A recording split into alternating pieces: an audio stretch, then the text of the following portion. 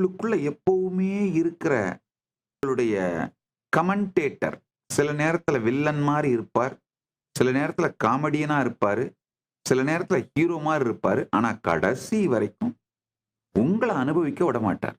பாழ் வாழ்வு, பழையதாகிப் போன வாழ்வு. எத்தனை பேருக்கு இப்ப நான் சொல்றது உங்களுடைய சத்தியம் இதுன்னு புரியுது. இப்ப நான் சொல்றது பரம சத்தியம்.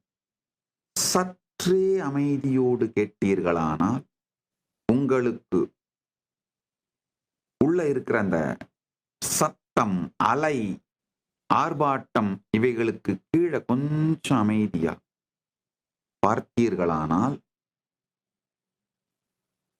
எல்லா வாழ்வின் நிகழ்வுகளையும் நினைத்தலால், நினைதலால், நினைவால் எச்சில் படுத்தி